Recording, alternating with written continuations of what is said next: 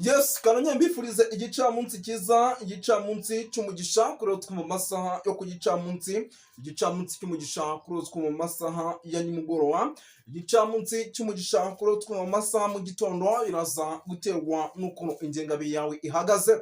Hano mu Rwanda turi ku gicamunsi cyo ku itariki 23 z'ukwa kane 2023 na kane munyihanganira. Muri studio rero murabibona ko ntari njyenyine, ndi kumwe n'umutaramu ni Bwana Karemba Aimable, ngira ngo rwose niwe tugiye kuba tubana mu makuru agiye atandukanye arebana n'umutekano, politiki na diplomasi by'umwihariko akomeje kugenda aturuka mu gihugu cy'u Burundi. Ngira ngo Bwana Karemba Aimable tubaye ikaze hano kuri Duniani Kote TV.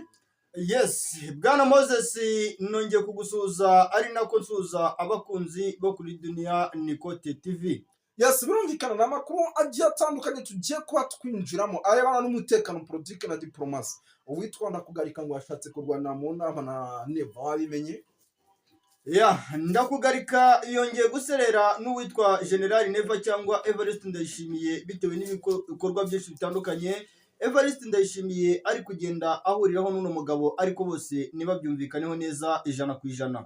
Yes, birumvikana cyangwa Bwana Karemba Aimable, ibi nibyo bimwe tugiye kugenda tugarukamo tuva imuzi n'imuzingo, ariko murabizi iyo tugiye kwinjira mu makuru turanze tugasuhuza abadukurikiye bari hirya no hino ku isi. Ngira ngo Bwana Karemba Aimable watangira unabasuhuza kugira ngo ibintu tuze kubyinjiranamo 5 kuri 5.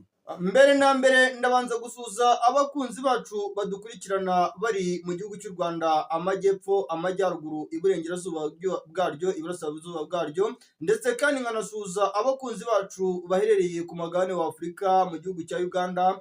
Ndasuhuza abakunzi bacu baduherereye hariya za Masaka, nkasuhuza abakunzi bacu baherereye mu bice bya za Kampala ndetse n'ahandi hatandukanye mu gihugu cya Uganda, Tanzania, mu bice bitandukanye turabashuhuje, ari nako nanone Kenya no hanze ya Afurika y'Iburasirazuba rwose tutizimbye cyane hano muri Afurika y'Iburasirazuba, Malawi, Mozambique, South Africa bariyo ndetse no mu bindi bice bitandukanye turabashuhuje. Hanze ya Afurika turasuhuza abakunzi bacu badukurikira bari ku mugabane w'Uburayi, mu gihugu cy'Ubwongereza, mu Bufaransa, mu bice nko mu Budage n'ahandi hatandukanye turabashuhuje, muri Amerika, muri leta zitandukanye zano muri Amerika by'umwihariko no muri Aziya mu bihugu nka Katari, Omani, Ubushinwa ndetse n'ibihugu rwose nk'Ubuhinde turabashuhuje cyane. Yes, birumvikana ngira ngo mu gihugu cy'u Burundi abari ariko muri Afurika bahageze de. Nahageze ariko mu Burundi mba nahakure. Yes, mu gihugu cy'u Burundi turasuhuza abantu badukurikiye bari muri Korine Munanira, muri Korine Mujejuru, muri Korine Mulangala. Turasuhuza abantu badukurikiye bari muri Korine ya Kinazi, Korine ya Gitega. Tubaye ikaze by'umwihariko hano kuri Duniani Kote TV. Turasuhuza abantu badukurikira bari mu bice bigiye bitandukanye, ariko kandi nyamuneka tubahaye n'ikaze by'umwihariko muri rusange tubikuye ku mutima, ngira ngo rwose n'amakuru menshi tugiye kuba tugaruka mu gihe Bwana Karemba Aimable, Gitega, Bujumbura hose n'abantu badukurikira tubasuhuza tubaha n'ikaze hano kuri Duniani Kote TV, tubabwira ati musharinge iyi ni channel y'iwanyu kandi bagezeho byinshi bigiye bitandukanye. Bwana Karemba Aimable, tudatinze ngira ngo wahita twinjiza no mu ngingo z'ingenzi cyangwa se icyitwa impfunyapfunyi, asigaye tugahita twinjira muri ano makuru dukubita tubangwa. Mu nkuru zidasanzwe rero Bwana Moses turi bugarukeho, turagaruka mu mirwano idasanzwe ndetse n'ubwumvikane budasanzwe ku ruhande rw'igisirikare cy'u Burundi. Bivugwa yuko igisirikare cy'u Burundi hagati mu kiyaga cya Tanganyika hari operasiyo yaje kuhabera, ariko nimvuga operasiyo Bwana Moses ntugire ngo ni igisirikare cy'u Burundi cyahanganye n'umwanzi, ahubwo n'abasirikare b'Abarundi baje kwisubiranamo n'aba FDLR nyuma yuko abasirikare b'Abarundi bageze hagati mu kiyaga cya Tanganyika bari mu mato agera kuri 2, maze ubundi basiganira kwinjira mu bice bya Uvira za Sange na za Remera, biza kurangira ngo Abarundi barasanye n'aba FDLR abagera ku 11 ku basirikare b'Abarundi baza kwasiga ubuzima. Biravugwa yuko ibi byabereye hafi neza cyane ku nkombe y'ikiyaga cya Tanganyika wegera mu gihugu cy'u Burundi. Ahangaha ndakubwiza ukuri ko Bwana Moses ibintu bikomeje kugenda bikomera cyane. Urababona we data we birancitse ndi gusome harya hasi. Reba hasi ureba uburyo abasirikare b'Abarundi bamaze gukocorana. Ato iyi video kiteye ubwoba emaye nka data. Biteye ubwoba Bwana Moses. Ibintu bitari bworoshye, ikomereze nta kibazo.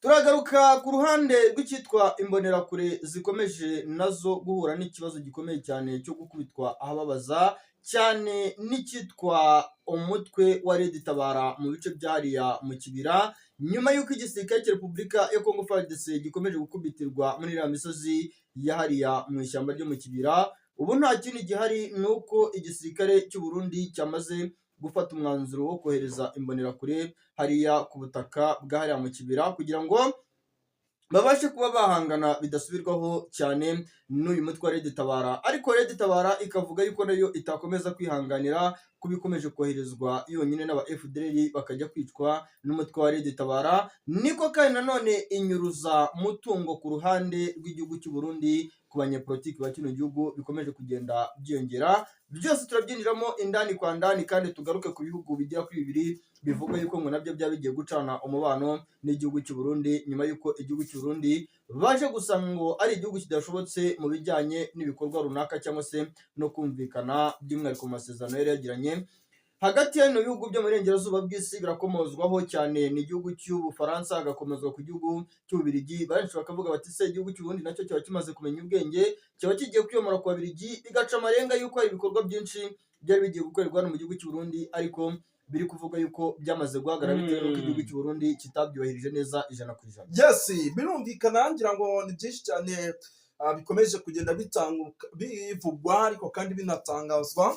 Wamenye yuko igihugu cy'u Burundi cyongeye kongererwa izindi cyongeye kongera imbonerakure ndetse kikongererwa n'izindi ntwaro ziri guturuka muri South Africa. Ni amakuru rwose hano nari mugiyemo ndimo ngenda nsoma, ubona ko ibintu bitari bworohe. Ngira ngo yenda dushatse twata ibintu tunabyinjiramo njye yenda ntari natangira no kugenda mvuga impfunyapfunyi nzamukana n'ikibazo kiremereye kigira kiti katurebe drone iby'inyohereje nibi turagenda tubigarukeho. Ariko si bwana Karemba Aimable mu mboni zawe urabona ko igihugu cy'u Burundi kuba kirimo kirongera abasirikare cyongera intwaro ziri guturuka mu bihugu bigiye bitandukanye biraza kugiha imbaraga zo kuba umutekano wacyo twavuga ko uri bube safe ijana ku ijana?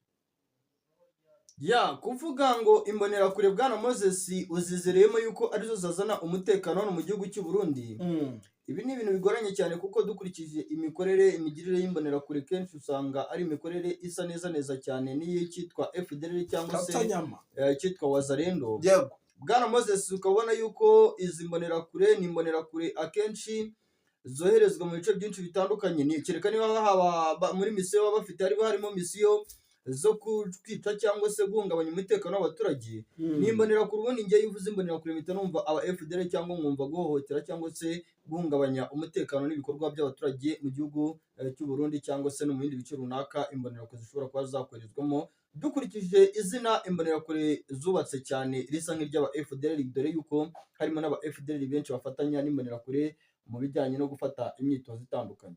Yes, bwana Karemba Aimable ikindi kibazo kiragira kiti hari n'abarundi bagiye bambwira ngo mbabariza ikibazo kuba hakomeje kugenda habaho imirwano mu gihe inama zirimbanije ndetse izi nama zikanarangira nta kintu na kimwe cyanzuwe, by'umwihariko mu nama zikomeje kugenda ziba mu gihugu cy'u Burundi. Kuko muvandimwe yampaye urugero ati nko muri ijoro ryakeye habaye inama ikomeye cyane yahuzaga ishyaka rya CNDD-FDD, bamwe mu bayobozi bagiye batandukanye. Ni inama yari irimo abitwa Bandakugarika, yari irimo ba Evariste Ndayishimiye, ni inama yarimo abajenerali barongoye igihugu cy'u Burundi. Ikaba ari inama yari irimo rwose abagabo bagiye batandukanye barimo n'uwitwa Reverien Ndikuriyo, akaba ari nawe munyabanga mukuru wa CNDD-FDD, ndetse n'abitwa Baneziryayo. Kuba bakomeje kugenda bashwana mu nama, ibi byo biraza kwitwa iki? Ese igihugu cy'u Burundi biraza kugoma kugiha gukomera cyangwa kiraza gusenyuka?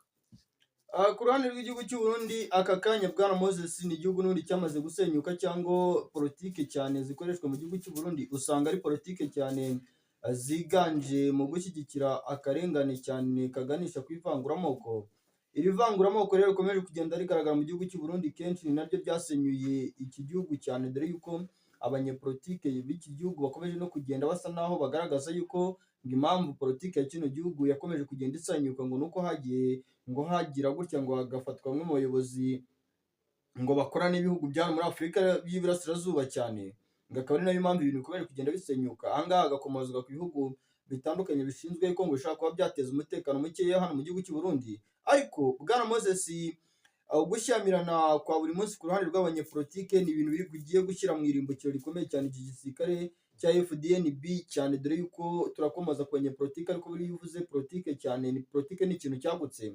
yego Habaho icyitwa hari politike yo kubaka ibijyanye na military science cyane mu gihugu cy'u Burundi. Urabona yuko ikiri hasi yego aka kanya. Igihugu cy'u Burundi hano muri Afurika kiri mu bihugu bya mbere, nako nicyo gihugu cya mbere gifite abasirikare bafite imyitozo iciriritse ndetse kandi bafite n'ibikoresho biciriritse. yego Nicyo gihugu cya mbere hano muri Afurika wumva kijya gukodesha izi ntwaro z'ama BM21 BM12, mu gihe hari n'ibihugu bya hano muri Afurika birasirazuba byinshi cyane uvuga BM21 cyangwa BM23 ukumva ni ikintu toto. Birumvikana rero ko igisirikare cy'u Burundi FDNB, abanyepolitike ba kino gihugu byanga bikunda, igisirikare cyaguye hasi na perezida w'igihugu akaba ari gushyirwa kuri lisite y'abantu banyunyuza ubutunzi bw'igihugu, tayari igihugu kiba cyamaze kujya harindimuka. Bwana Moses, yes, birumvikana ngira ngo ni byinshi cyane bikomeje kugenda bivugwa, ni ibibazo byinshi bikomeje kugenda bibazwa. Hari uwambaye ubwiye ati uze kutubariza Bwana Karemba Aimable niba mu busesenguzi bwe abona amatora ateganyijwe muri iki gihugu mu gihugu cy'u Burundi agomba kuba, ndetse unamutubarize niba ku kigendanye no kuba igihugu cy'u Burundi kirimo kiragenda gishyira ingabo nyinshi ku mipaka y'ibihugu bahana ibyo hari icyo biri bubafashe ku bijyanye no kugira umutekano utazamba. erega Bwana Moses, kuba umutekano w'igihugu cy'u Burundi utazamba ntabwo byashingira kuba igisirikare cy'u Burundi kiri kuzana abasirikare hafi y'umupaka w'u Burundi n'igihugu cy'u Rwanda, cyangwa se hafi y'umupaka w'igihugu cy'u Burundi n'igihugu cya Tanzania, cyangwa se n'igihugu cya Congo. Ahubwo biri kugaragara Bwana Moses, n'ubundi uri kurwanya Evariste Ndayishimiye, uri kurwanya igisirikare cya FDNB, n'umwanzi n'ubundi ubarizwa hano ku butaka bw'u Burundi. Nubwo wenda benshi muri bo bari hanze y'igihugu cy'u Burundi, ariko cyane biranagaragara yuko na societe civile hano mu gihugu cy'u Burundi inyinshi cyane 60% yamaze guhishurirwa kubona yuko rwose uwitwa Evariste Ndayishimiye ari umuntu utifuriza ibyiza igihugu cy'u Burundi. Bwana Moses, yego yes, ni ukuvuga ngo ku kindi kibazo barimo baribaza, ese amakuru arimo aravuga yuko Bunyoni, iki cyo yenda nanjye nagisubiza, amakuru arimo aravuga ko Bunyoni yatorotse. Ese koko yaba yaratorotse?